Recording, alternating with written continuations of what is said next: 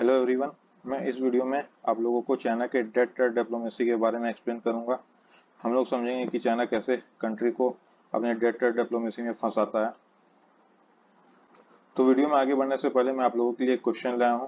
तो क्वेश्चन में पूछा हुआ है कि इंडिया, नेपाल और चाइना का ट्राई जंक्शन पॉइंट इनमें से कौन सा है। 4 ऑप्शन है, आप लोग इसे अटेम्प्ट करिए। मैं इसका सॉल्यूशन वीडियो के एंड में बताऊंगा। हाँ, तो चाइना के डेट ट्रेड डिप्लोमेसी को समझने के लिए हमें समझना होगा सबसे पहले बेल्ट एंड रोड इनिशिएटिव के बारे में। जो बेल्ट एंड रोड इनिशिएटिव है, ये बिल्कुल चाइना का सेंट्रल पिलर है डेट ट्रेड डिप्लोमेसी का। इसके अंडर बेसिकली चाइना क्या करता है, जो पुअरर कंट्रीज है, अफ्रीका के हो गए या फिर मिडिल ईस्ट के हो गए या फिर सेंट्रल एशियन कंट्रीज कुछ कुछ हो गए, उन्हें जो लार्ज अमाउंट में मनी प्रोवाइड करता है, उन्हें पोर्ट बनाने के लिए, अपना इंफ्रास्ट्रक्चर डेवलप करने के लिए, अपने एयरपोर्ट डेवलप करने के लिए लार्ज अमाउंट में उन्हें पैसे प्रोवाइड करता है, और उनके ऊपर जो इंटरेस्ट रेट है वो काफ़ी ज़्यादा हाई चार्ज करता है। और जो कंट्रीज है वो इन पैसों को वापस कर नहीं पाती है, और इनके बदले चाइना उनके जो क्रिटिकल इंफ्रास्ट्रक्चर है, जैसे हो गए पावर ग्रिड, एयरपोर्ट, सी पोर्ट और भी अदर जो क्रिटिकल इंफ्रास्ट्रक्चर जो नेशनल सिक्योरिटी के रिलेटेड मेनली आते हैं, उन्हें कैप्चर कर लेता है। तो देखते हैं कौन कौन से कंट्री अफेक्ट हुए हैं चाइना के इस बेल्ट एंड रोड इनिशिएटिव से कुछ कंट्री है Sri Lanka, Maldives, Djibouti, Mozambique, Pakistan, Laos. तो मैं अब आप लोगों को मैप पे लेके चलता हूँ और उसी के जरिए मैं आप लोगों को आगे एक्सप्लेन करता हूँ। ये आप लोग देख सकते हैं, ये श्रीलंका। श्रीलंका के आपको कुछ नीचे ही मिलेगा मालदीव्स। मालदीव्स का कैपिटल यहाँ आपका माले। और आपको इधर नीचे में और भी कंट्रीज मिलेंगे, जैसे सेशल्स हो गया, मॉरिशस हो गया। तो ये सब जो कंट्री हैं, ये काफ़ी ज़्यादा फायदा उठा रहे हैं इंडिया और चाइना राइवलरी का। जैसे श्रीलंका को कहीं भी कोई पोर्ट में कंस्ट्रक्शन का काम हो या कोई भी ब्रिज बनाना हो, बस ये लोग ऑफर करते हैं, हाँ मन कर रहा है हमें ब्रिज बनाने का, तो बस एक इंडियन डिप्लोमेट और एक चाइनीज डिप्लोमेट इनके पास चेक लेके पहुंच जाएगा, और दोनों अलग अलग अमाउंट ऑफर करने के लिए तैयार रहेंगे कि हाँ हमें दे दो, वो बोलेगा हमें दे दो। इन लोगों के पास काफ़ी ज़्यादा, बिल्कुल इंडियन साइड से और चाइनीज साइड से काफ़ी ज़्यादा इन लोगों के पास पैसे आ रहे हैं। तो उसी तरह से आप देखें, श्रीलंका के साउदर्न साइड में आपको मिलेगा एक हम्बन टोटा पोर्ट। ये जो हम्बन टोटा पोर्ट है, ये चाइना के पास है आज के समय लीज पे, वो भी 99 ईयर्स के लिए। अगर आप लोगों को कुछ दिन पहले का अगर न्यूज़ पता हो, तो एक चाइनीज शिप हम्बन टोटा पोर्ट में डॉक की हुई थी, फिर बाद में उसे श्रीलंकन गवर्नमेंट ने हम्बन टोटा छोड़ने के लिए कह दिया था। तो बेसिकली हुआ क्या था, अगर आप एशिया से उठ के यूरोप तरफ जाएं, तो यूरोप में आपको एक बहुत ही इंपॉर्टेंट कंट्री मिलेगा, नेदरलैंड्स। तो नेदरलैंड्स के पास एक काफ़ी इंपॉर्टेंट पोर्ट है, ये यूरोप का सबसे बड़ा पोर्ट है रोटरडैम। तो रोटरडैम से एक शिप यहाँ से चाइना की ओर जा रही थी। तो ये शिप पहले आपका इंग्लिश चैनल होते हुए अटलांटिक ओशियन में आई। अटलांटिक ओशियन से आपका स्ट्रेट ऑफ जिब्राल्टर होते हुए आपका ये मेडिटेरियन सी में आई। फिर मेडिटेरियन से आपका स्वेज ऑफ कैनाल होते हुए ये आपका इंडियन ओशियन में आ गई ये शिप। और फिर इसे इंडियन ओशियन से आपका मलक्का स्टेट होते हुए आपका ये चाइना चली जाती। लेकिन हुआ क्या, जब ये शिप आपकी इंडियन ओशियन में थी, तो इसमें कुछ टेक्निकल खराबी आ गई। तो ये शिप हम्बन टोटा में डॉक की हुई थी, इसे रिपेयर वर्क कराना था वहाँ पे। फिर कुछ दिन बाद अचानक से श्रीलंकन गवर्नमेंट ने इस शिप को श्रीलंका छोड़ने के लिए कह दिया था, क्योंकि उसका मेन रीज़न था, जो शिप थी उस पर न्यूक्लियर मटेरियल होने का एक अंदेशा था।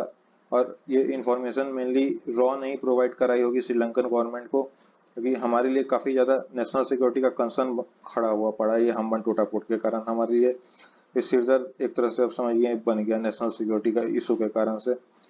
काफ़ी ज़्यादा एडवांटेज देता है चाइनीज़ गवर्नमेंट को इंडिया के ऊपर स्पाइंग करने के लिए। तो फिर अब आप लोगों के मन में क्वेश्चन आ रहा होगा कि हम लोग क्या हाथ में हाथ धरे रख के ऐसे बैठे हुए हैं कि हम लोग कुछ स्टेप्स ले रहे हैं इसके कारण से।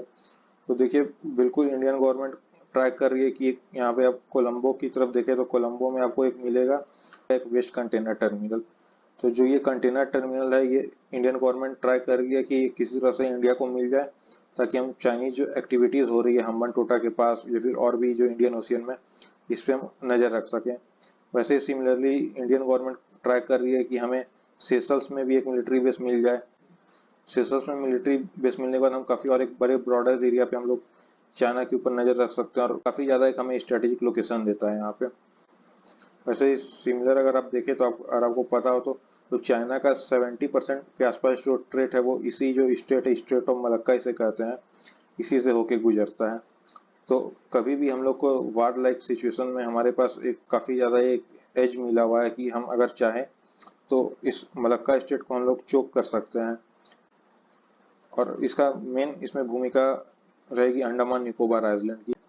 और आप लोगों को पता हो तो कुछ दिन पहले ही इंडिया ने अंडमान निकोबार में अपना पहला थिएटर कमांड स्टेब्लिश कर दिया था। थिएटर कमांड उसे कहते हैं जहाँ पे नेवी, एयरफोर्स, आर्मी तीनों एक साथ रहती है। तो हमारा पहला थिएटर कमांड हमने अंडमान निकोबार में स्टेब्लिश कर दिया था। काफ़ी ज़्यादा इसमें इम्पोर्टेंट रोल था एनएसए अजीत डोभाल का, और जो हमारे आर्मी चीफ थे उनका काफ़ी ज़्यादा इम्पोर्टेंट रोल था। ये काफ़ी ज़्यादा हमें स्ट्रेटेजिक लोकेशन एक देता है, स्टेट ऑफ मलक्का को चोक करने का हम लोग कर सकते हैं। वैसे हम लोग आगे देखें तो आपको साउथ ईस्टर्न एशिया में एक कंट्री दिखेगा, लाओस। ये लाओस जो है ये एशियन कंट्रीज का पार्ट है, और ये जो कंट्री का जो पावर ग्रिड है ये आज के समय पूरी तरह से चाइनीज कंपनी के कंट्रोल में है। और अब किसी भी एक देश का पावर ग्रिड कोई दूसरे देश के कंट्रोल में होना, ये कितना ज़्यादा अलार्मिंग सिचुएशन आप इससे समझ सकते हैं कि मान लीजिए जो हमारे इंडिया का जो नेशनल पावर ग्रिड है ये अगर कोई और कंट्री जैसे चाइना की कोई कंपनी से कंट्रोल करने लग जाए तो हमारे ऊपर किसी भी तरह का वो प्रेशर डाल सकते हैं। अगर हम लोग उसका बात अगर हम लोग एग्री करेंगे उससे, तो चाहे तो हमारे पूरे इंडिया में वो पावर कट कर सकती है। सिचुएशन लाओस के साथ है।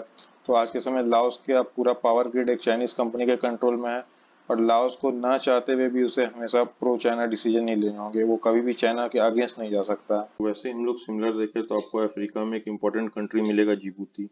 तो ये जो जिबूती कंट्री है काफ़ी ज़्यादा एक इम्पोर्टेंट ट्रेड रूट पे लाई करता है। ये ट्रेड रूट बेसिकली आपके एशिया को यूरोप से कनेक्ट करता है। तो यहाँ पे जो चाइनीज़ का प्रेजेंस है वो काफ़ी ज़्यादा पिछले कुछ सालों में हो चुका है। जिबूती के काफ़ी इंपॉर्टेंट जो पोर्ट्स हैं आज के समय चाइनीज़ कंट्रोल में है। यहाँ पे एक चाइना का काफ़ी बड़ा मिलिट्री बेस है, पर यहाँ पे यूएस का भी एक काफ़ी इंपॉर्टेंट मिलिट्री बेस है, और इंडिया को उसका एक्सेस भी है। तो काफ़ी ज़्यादा वैसे तो इसमें चिंता करने वाली यहाँ पे कोई बात नहीं है फिर भी, लेकिन वार लाइक सिचुएशन में चाइना इसको चाहे तो आराम से चोक कर सकता है। और बेसिकली आप लोग के मन में एक क्वेश्चन आ रहा होगा कि हम लोग को सिर्फ यही ट्रेड रूट फॉलो करने की क्यों जरूरत है, और भी तो एक ट्रेड रूट है जो कि आपके साउथ अफ्रीका होते हुए यूरोप जाता है। तो पहला बात तो ये ट्रेड रूट काफ़ी ज़्यादा लंबा पड़ता है, और दूसरा बात ये ट्रेड रूट को फॉलो करने के लिए शिप को मेनली सोमालिया से यहाँ गुजरना पड़ेगा। ये जो सोमालिया वाला जो ये आपका इलाका है, यहाँ से हॉर्न ऑफ अफ्रीका से जो शुरू होकर करीब मोजम्बिक चैनल तक जो आता है इलाका है, समुद्री लुटेरों से भरा हुआ रहता है। यहाँ पे काफ़ी ज़्यादा आपको पायरेट्स देखने को मिलेंगे, इस चलते ये सिर्फ ये रूट को प्रेफर करते नहीं है। वैसे ही सिमिलर सिचुएशन मोजम्बिक के साथ है। आज के समय मोजम्बिक के काफ़ी ज़्यादा जो पोर्ट्स हैं वो आज भी चाइनीज कंट्रोल में है। तो बेसिकली आप लोग देखेंगे कि चाइना हर तरफ कोशिश कर रहा है कि वो एक तरह से हर कंट्री में अलग अलग पोर्ट कैप्चर करके वो पूरी तरह से इंडियन ओशियन पे अपनी प्रेजेंस को बढ़ा सके। तो आपको पाकिस्तान में भी एक इम्पोर्टेंट पोर्ट है ग्वादर पोर्ट। जो ये ग्वादर पोर्ट है ये आज भी पूरी तरह से चाइनीज कंट्रोल में है, और इसी ग्वादर पोर्ट के रेस्पॉन्स में हमारे पास यहाँ पे चाबहार पोर्ट है। ये चाबहार पोर्ट का एक टर्मिनल आज के समय इंडिया के पास है। उसी तरह से आप अगर सिमिलर देखेंगे तो आपको ऑस्ट्रेलिया में एक इम्पोर्टेंट पोर्ट मिलेगा, डार्विन पोर्ट। तो ये जो डार्विन पोर्ट है ये पूरी तरह से चाइनीज कंट्रोल में है। तो ये बेसिकली स्टेट ऑफ मलक्का को काउंटर करने के लिए कि कभी हम लोग चोक करने की कोशिश करें स्टेट ऑफ मलक्का को, तो चाइनीज यहाँ डार्विन पोर्ट से उसका रेस्पॉन्स कर सके। तो बेसिकली क्वेश्चन अब आता है कि ये सब जो चाइना कर रहा है इसको रोका कैसे जाए।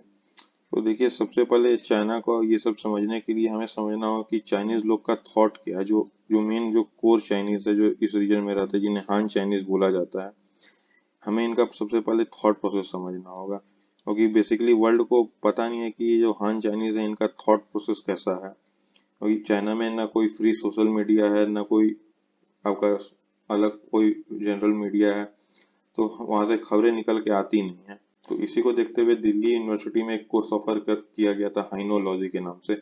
बेसिकली जो हान चाइनीज है इनके थॉट प्रोसेस को यहाँ पे सिखाया जाएगा दिल्ली यूनिवर्सिटी में। तो अब हम अपने क्वेश्चन पे वापस आते हैं। जो मैंने आपसे क्वेश्चन पूछा था वीडियो की स्टार्टिंग में, मैं इस चारों पॉइंट कहाँ कहाँ पे लाइक करते हैं मैं आपको एक्सप्लेन करता हूँ एक एक करके। तो आप लोग देख सकते हैं ये अरुणाचल प्रदेश, और आपको करीब इस रीजन के पास इंडिया, म्यांमार और चाइना के जॉइंट बॉर्डर के पास आपको मिलेगा दीपू पास। और दीपू पास को मैं अगर आप लोगों को एग्जैक्ट अगर दिखाऊं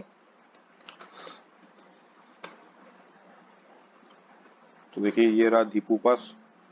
और अब हम लोग आगे चलते हैं सिक्किम में, वहाँ पे हम लोग देखते हैं नाथुला पास। तो अब लोग ये देखिए ये रहा सिक्किम, और चाइना बॉर्डर के पास आपको करीब करीब इस जगह के आसपास मिलेगा नाथुला पास।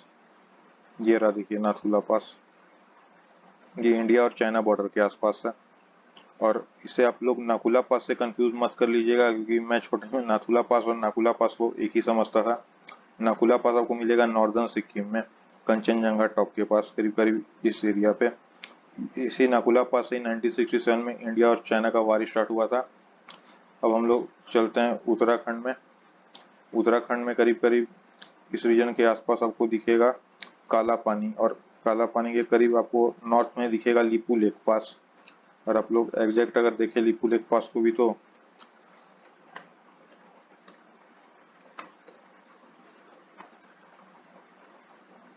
ये देख सकते हैं, ये रहा लिपू लेक पास।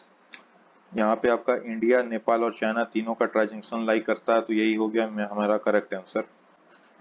और आप लोग जानते हो तो मार्च 2020 में यही तीन रीजन थे, एक काला पानी, एक लिपू लेक पास और एक लिम्पिया अधूरा। यहाँ पे इंडिया और नेपाल की जो टेंशन है वो काफी हाई रेज हो गई थी। यहाँ पे बेसिकली इंडिया एक रोड कंस्ट्रक्ट कर रहा था, उसको लेके टेंशन काफी हाई हो गई थी इंडिया नेपाल के बीच में। अब हम लोग चलते हैं लद्दाख। लद्दाख में आप देख सकते होंगे, ये आपका हो गया नुब्रा वैली। नुब्रा वैली की तरफ दबसांग प्लेन है, और यहीं पे आपको मिलेगा दौलत बेग ओल्डी। तो बेसिकली जून 2020 में इंडिया और जो चाइना के बीच में जो कॉन्फ्रंट्रेशन हुई थी, उसका मेन कारण था यही दौलत बेग ओल्डी। इंडिया क्या कर रहा था, इंडिया एक DSDBO रोड बना रहा था ईस्टर्न लद्दाख की ओर। तो ये DSDBO रोड हो गया दरबुक साइलोक दौलत बेग ओल्डी रोड।